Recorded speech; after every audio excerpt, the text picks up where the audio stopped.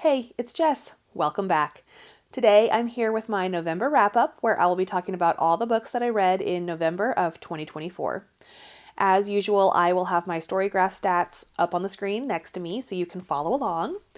Looking at Storygraph, I read a total of 13 books this month, which equaled out to be 3,906 pages. Looking at the moods, nothing surprising, dark, tense, mysterious. That's usually the kind of books that I read. I read all fiction books this month. I didn't have a chance to read any nonfiction. Looking at genres, once again, horror is number one, not surprising. I did read more romance and fantasy than I normally do, so those kind of got bumped up the list higher than usual, but horror still remains on top. As far as format goes, I read 8 physical books, 3 ebooks, and 2 audiobooks. I had an average star rating of 4.04 stars. Breaking that down, I had 2 3-star books, 1 3.5-star book, 5 4-star books, 4 4.5-star books, and 1 5-star book. As usual, I am going to start with my lowest rated books and move up to talking about the highest rated at the end. Let's talk about the 3-star books. The first 3-star book I read was The Pumpkin Spice Cafe by Lori Gilmore.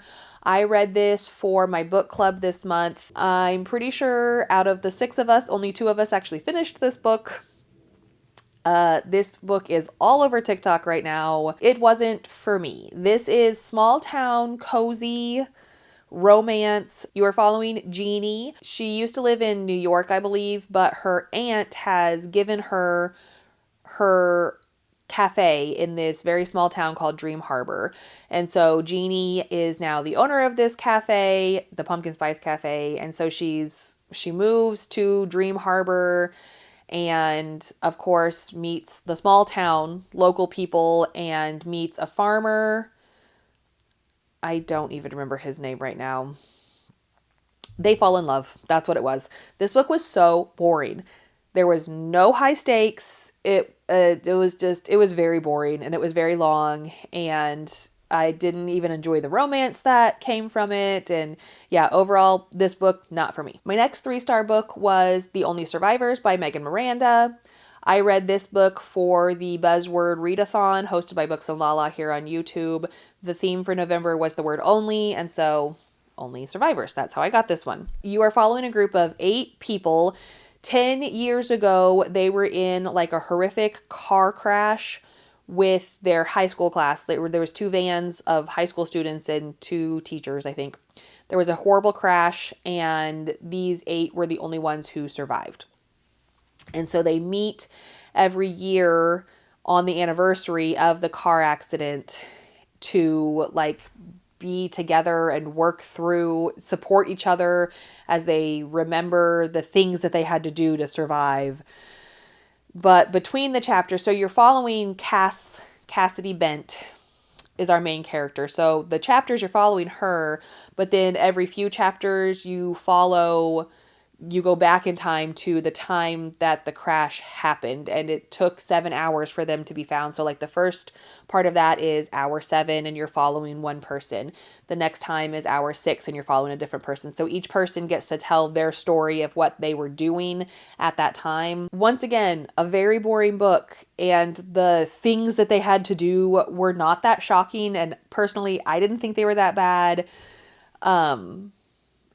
I didn't enjoy the twists at the end. It reminded me a lot of the show Yellow Jackets. If you want to consume media about survivors in a crash, watch Yellow Jackets. Don't read this book. The 3.5-star book that I read was So Thirsty by Rachel Harrison.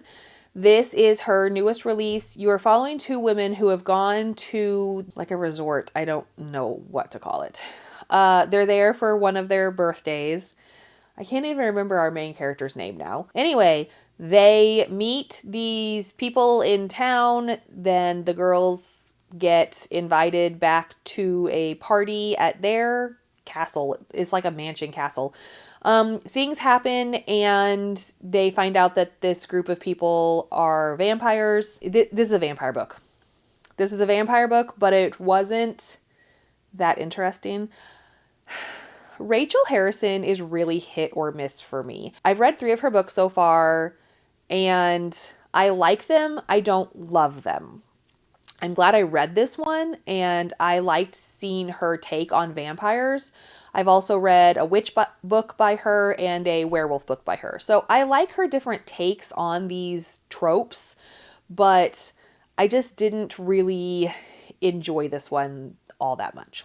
My first 4-star book was The House That Horror Built by Christina Henry. This is her newest release. In this book, you are following a woman named Harry. She is a house cleaner for this famous director who directed like a bunch of horror movies.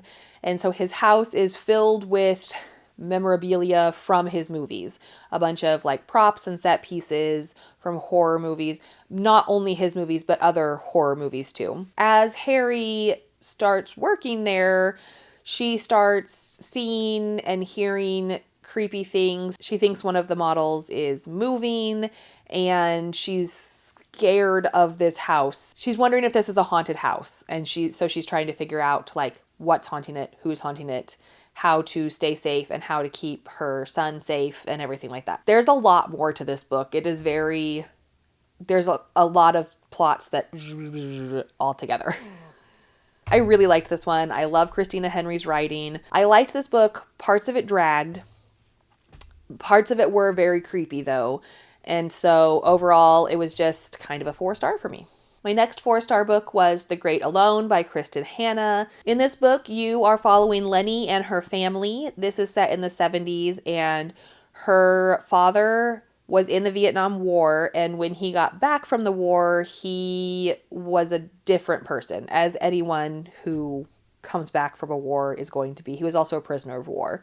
And so they've just had a lot of hard luck and been on the run a lot since he came back from the war. One day he receives a letter from the father of one of the men who was in the war with him. And her dad finds out that this friend has gifted them his land and house in Alaska. And so they drop everything they have and move up to Alaska and find out how difficult Alaskan winters are. A lot of the first part of the book is them talking about they got there in May, but all of the people that are there are like, you need to prepare for winter now.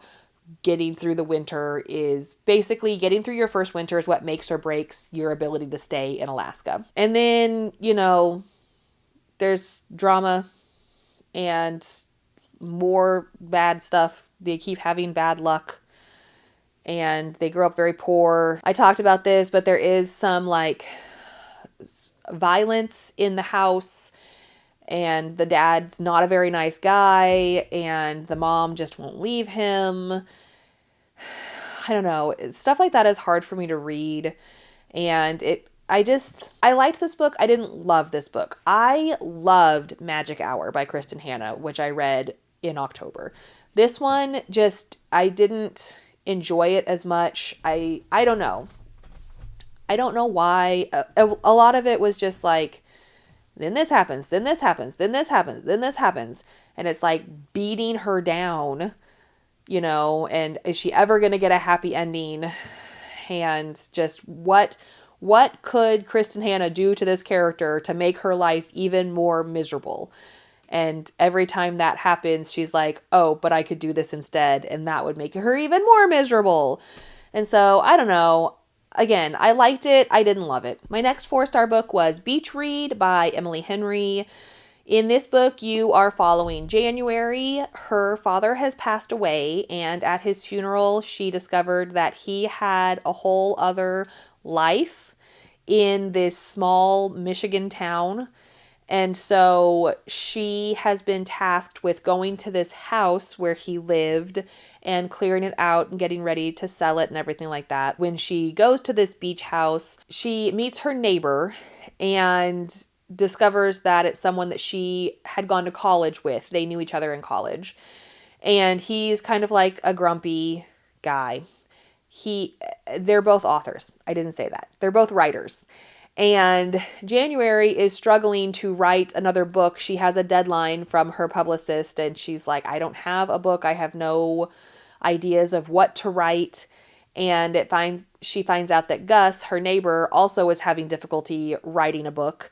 So they make a bet that Gus writes like really dark, true crime, sad, depressing books. January writes really light, fluffy romance books. So they make a bet that they're both going to write a book from the other's genre. So January will write like a dark, depressing book, and Gus will write a fluffy romance book. They have to complete it by the end of the summer, so they have 3 months, and then they'll see whose book gets bought and published. And so then on the weekends, they go and do research for each other's books. They do research where, like, Friday nights, Gus takes January to, like, interview people for the book he would typically write, the kind of book that he would write. And January takes him on, like, funny, lovely, romantic dates, because that's what would happen in her book. It is a romance, so they end up falling in love. There's obviously drama and miscommunication, because that's how all romance books go. I thought this book was cute. I did like this book. A lot of people say Beach Read is their favorite Emily Henry book. I think I liked Book Lovers a little bit more, but I always like reading books about books and about writers, and so I enjoyed that. And some of the banter, it was cute and a little weird to read a beach read, a beach summer book in November, but I saw it at my library, so I picked it up, and I'm glad I did, because I did end up enjoying this one. I just realized halfway through filming this that I have slips of paper. Some of these books came out of my TBR jar, and so I have slips of paper to add to our red jar, and I forgot and haven't been doing that. So I have a slip of paper for The Only Survivors, and I have a slip of paper for The Great Alone, and then I have some more slips of paper for a few other books that we're going to be talking about. I do have a slip of paper for my next read, which was We Spread by Ian Reid. So here's the paper. I'm going to put it in the jar over here. This is a horror book, but it's kind of like genre, like mixed genre. It's horror, but it's also like, I don't know, weird. General fiction. Anyway, you are following Penny. She is an artist who has lived in her apartment for 50 years, and her partner had passed away several years ago, so she's been living alone in her apartment.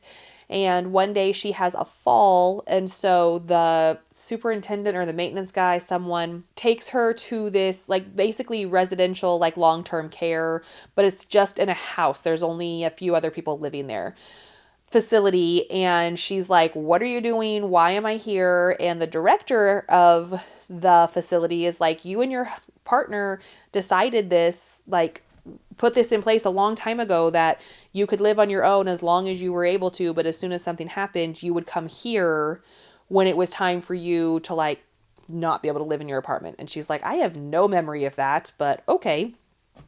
And so she meets the three other residents there, and then the director lives there as well, and there's like a nurse that lives there. He's also like a housekeeper. It's the one that helps take care of them. And as Penny is there, weird things start happening. She starts losing periods of time where she's like, I've been here 3 days, and they're telling her, no, you've been here for 4 months. And she's like, I have no idea. No, I just got here 3 days ago.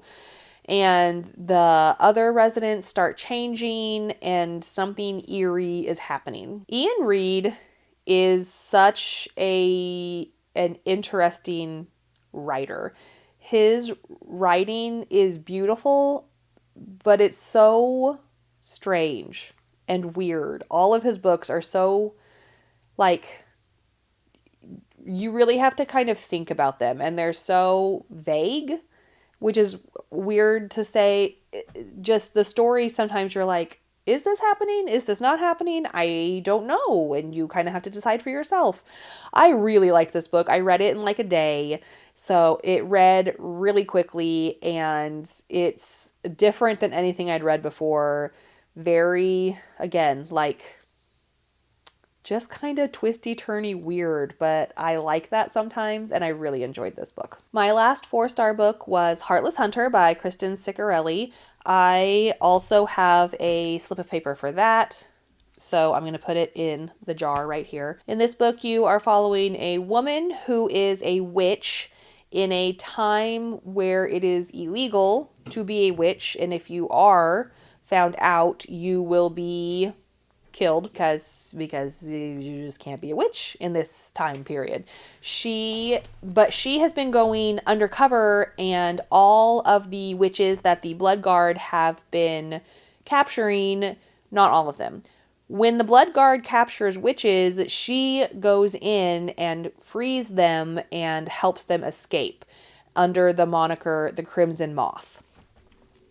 And she was trying to find this witch that was friends with her grandmother, and she got there too late. And so she needs to know where they're keeping her, this witch. And in order to do that, our character chooses to seduce the head of the Blood Guard. And he is trying to figure out who the Crimson Moth is, and so he comes up with the idea to seduce our main character. I can't remember her name right now. And to find out if she's a witch. There's reasons why. It's kind of hard to explain. It's a witch and a witch hunter that he doesn't know she's a witch, and they end up falling in love. That's what it is. This is a duology. The second book is not out yet, so it does kind of end on a cliffhanger. This is also like a young adult romantasy. So I liked it. I like fantasy books. I don't mind young adult books. This one was cute. I read it quickly. I wanted to know what was going to happen. I thought it was written fairly well. I will read the next one because I want to know how the story ends. Towards the end, something happened that was very predictable. Like, as you're reading, I was like, oh, I bet this is what's going to happen. And then guess what? That's exactly what happened. And I was like, yeah, I kind of thought that was going to happen. But, overall, I liked the story, and I am interested in finishing out this series and reading the sequel when it comes out next year. My first 4.5-star book was Moon. Oh my gosh, you can't barely see that. Moon of the Crusted Snow by Wabashig Rice. I believe is how you say his name. I also have a slip of paper for this. I pulled it out of my TBR jar, I think in October, but I didn't end up finishing it. I have the physical copy of this book, but I actually listened to it as an audiobook because I needed an audiobook at the time. This is a very strange book. It is a very slow burn book, but I really enjoyed it. You are following a community that one day it just goes dark. They lose power, everything like that. So like no cell service, no power, nothing like that. And they think that it's just going to be for a little bit because it's in the wintertime, and that's what happens. They live up in Canada, in the snowy part of Canada. I don't remember where. A few days after the blackout happens, there are some people from the South Colony that come up and say, this is also happening in the South. Like, we've just been completely cut off from everybody. And so then it falls to the leaders to decide like how to ration food and how to help their community survive. And there is also a group of outsiders who have come into this community and are trying to kind of take over. And the community is like, no, this is the way we do things. We kind of all help each other. And these outsiders are just trying to negate all the traditions that this colony normally has. It's very claustrophobic writing because you're just in this town in the middle of a snowstorm and they lose power. The power goes off. I don't believe it comes back on. And so like you follow a long period of time, 6 months, maybe a year. It's a long time that they're going through this. And then obviously stuff happens because people are people. People are people, and they can't just let everyone have nice things. I really liked this book. It was, again, beautifully written, slow burn, but towards the end, the action that happens at the end, I was like, whoa. Yeah, I really liked it. The characters in this book they're indigenous people.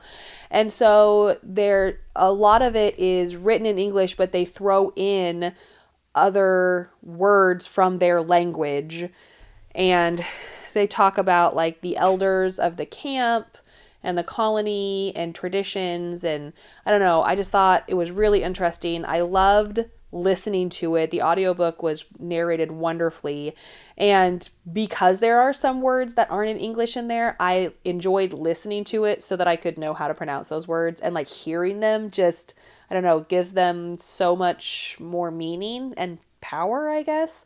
But I really liked this book, and I recommend that if you read this, at least listen to the audiobook while you're following along in the physical book, but the audiobook was just wonderful. My next 4.5 star book was The Saturday Night Ghost Club by Craig Davidson.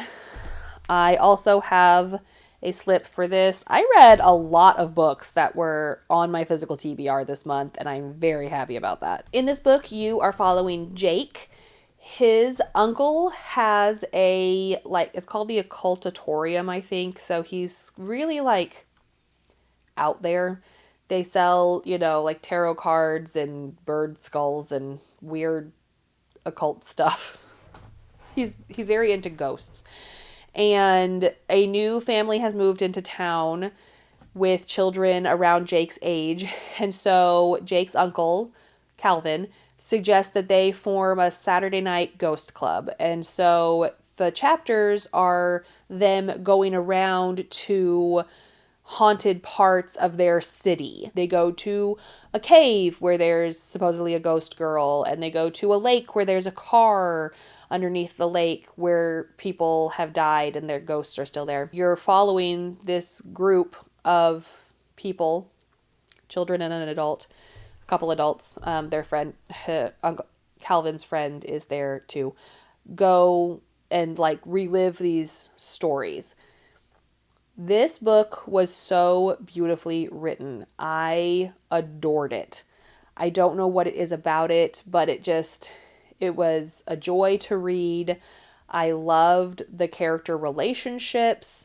It's also part of it's written where it's like present time, where Jake has become a neurosurgeon. And so he talks about different cases that he's had for neurosurgery and how it kind of loops. And then the rest of the chapter, like that myth or that like haunting kind of connects back to that story at the beginning of the chapter. I don't know. I really loved this one. I'd heard about it for a while. I picked it up at my library sale last spring, and I'm so glad I did. And I'm so glad that I finally got around to reading it because it was just wonderful. My next 4.5 star book was Bless Your Heart by Lindy Ryan. I had heard about this on BookTube, and when I saw it at my library, I decided to pick it up. In this, you are following a family of women. Their last name is Evans, and they own the only funeral parlor in this town. And so it's the great-grandmother, the grandmother, the mother, and then the youngest one is named Luna. And she's still in high school. It is about vampires. Basically, the Evans family, the Evans women are a family of vampire killers, but the world doesn't know that there's vampires. Is basically what it is. And then Luna doesn't know this, and one day she's at the funeral parlor and one of the corpses comes back to life, and so she finds out that the family business is being vampire hunters. Vampire killers, really. I don't know. I liked this book a lot too. It doesn't have the best readings on Goodreads, but I adored this. I liked the character. I keep saying this, but like the relationships between the characters. I liked the story. I I thought it was written well. And on Goodreads, it says that it's the number one in a series, I think. So I believe there will be more books written in this series. They have not come out yet. I don't know anything about them. But I don't know. I loved this family. I loved the banter between all of them. And I just really enjoyed this one. My last 4.5 star book was The Crane Husband by Kelly Barnhill. I also have a slip of paper for this, so it's going to go in my TBR jar. And now we can put the TBR. This is not TBR, my red jar. And it's starting to get more full. I've done a pretty good job of reading books off of my physical TBR and books that I want to read list. I'm pretty proud of myself. So, The Crane Husband is a retelling of the myth or the story of the Crane wife. You are following a girl. She and her brother live alone with their mother on a farm. This is like a future world where they don't actually farm anymore because like the government has basically destroyed all small farms. They're all like mega farms now. They're watched by the government all the time. There's a lot of technology. Their mother is an artist, and one day she brings home a crane and says, "This is your new father." And then she starts changing, like she just becomes even more distant than she was, and the daughter is just like, what's happening? She has been the one kind of in charge of this house and in charge of making sure her brother is cared for. And even though I think she's like 16. And so she is basically the mother in this situation. And once her mom brings this crane home, she just becomes even more of the mother and caretaker and the one making sure that they have food and they have money and that they have clothing even. Once again, beautifully written. I listened to this as an audiobook and I really, really enjoyed it. Very impactful. I did not know the story of the Crane wife. They do tell a version of that story in this book, so they kind of like so you know kind of what's happening. Like they explain what the original story is, and then you can see how this connects to that story. But overall, yeah, just beautiful book, beautiful audiobook. I really, really liked it.